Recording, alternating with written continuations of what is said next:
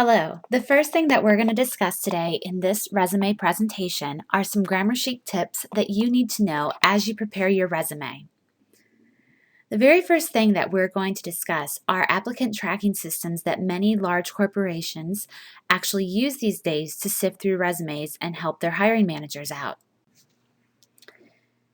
The first thing that you need to know about applicant tracking systems is that all of them, used by recruiters and hiring managers, more or less operate in a similar fashion. These types of systems use a parser, which reads the information contained in your resume. A parser is a program, usually part of a compiler, that receives input in the form of sequential source program instructions. With the idea of resumes, it's really focused on the keyword. The parser compares your information versus the company job description and focuses on those keywords. Unfortunately, you don't always know the keywords or the parameters used in the scanning technology. So what this means is that your resume submission must use the exact terminology required, or you risk the parser, the computer program, not selecting your resume. Yes, that is correct. Just because you submitted your resume and received notification that it was accepted doesn't mean it will reach the hiring manager because of this scanning technology. This has been employed to sift through resumes and separate qualified and unqualified candidates to make the process more efficient and less time-consuming for the hiring manager. So the question that we receive a lot here at Grammar Chic is, how do I ultimately beat the resume scanner? So with this in mind, it's important that you customize your resume for each job description to which you are applying. Your resume is ultimately going to be scored for relevancy. Relevancy is based on the correlating matches between your resume and the job description's keyword. So you must read the disclaimers and information on the website for the company to which you're applying. You need to know how long a company keeps your resume on file, if you can update it, apply for different positions, or if one resume submission could apply to other jobs as they become available. This is important because one general resume for a media relations position might not fit the qualifications for a corporate communications position. So some companies post a new position and look at the resumes they receive for that position only. They don't go back through the database to search for other candidates. You need to know how long it will be on file so you know when to resubmit it. So now, taking into account online resume submissions. So as you're compiling your resume and as you're writing it, you really have to think about the keywords. So like I said, computer software programs match candidates to jobs based on relevant keywords. Read the job description to which you're applying, as well as any other materials that are provided to you for that job, so that you can use the company's words as your keywords. You probably need 25 to 30 good keywords in your resume, but remember, they need to make sense. Consider how you are using the words as it relates to that specific position.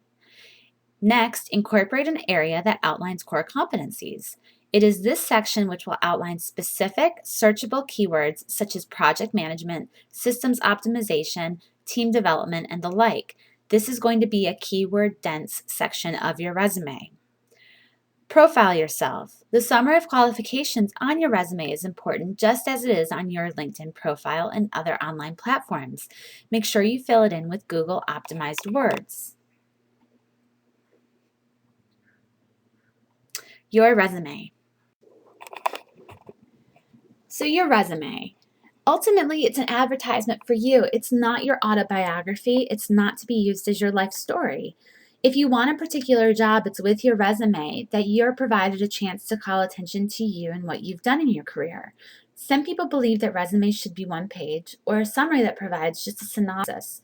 Know that one-page resumes are only applicable to entry-level candidates. If you're advanced or senior level in your career, you should have a resume that is 2 to 3 pages in length. Secondly, no gimmicks. Gimmicks, pictures, logos, and other graphics may get immediate attention, but they won't make up for lack of experience in bad resume writing. If you want to include a headshot on your resume, know that the only time that it is appropriate to do this is if you are an actor or a model. Formatting is important. It makes your resume easier to read and scan and allows the reader to easily understand your career and experience from point A to point B.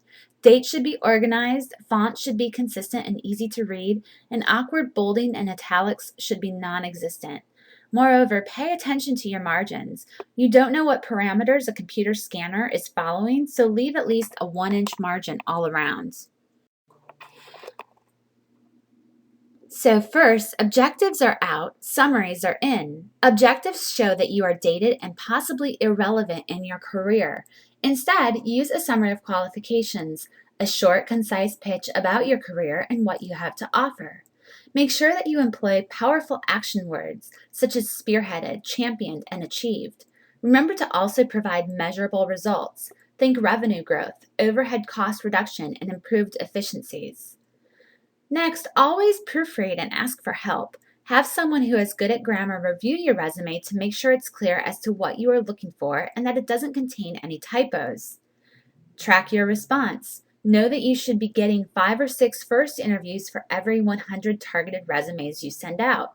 If you are not, there's something wrong with your resume and the message that you are sending. Update, update, update. Each job that you're applying for is a little different. Before you send out a resume, update or tweak it for each job position.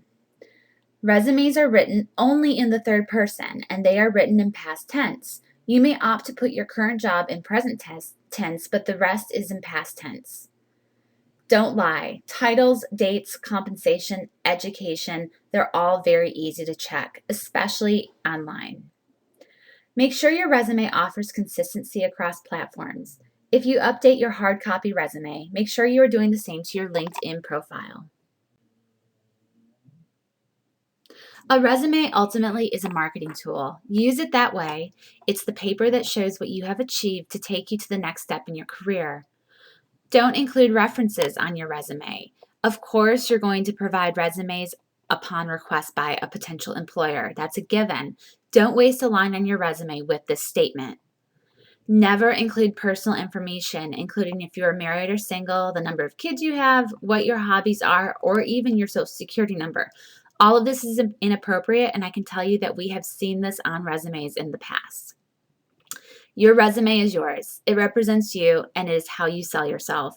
You can't please all the people all the time, but you can do your best to please the people that you're going after when you're looking at job descriptions. If you still need help with any sort of resume writing need, cover letters, or any other writing or editing requirement, do not hesitate to visit Grammar Chic. We can be found online by visiting www.grammarchic.net or tune into our blog located at www.grammarchicblog.com. On our blog, we regularly discuss up-to-date and current resume writing tips, and we invite you to join the conversation.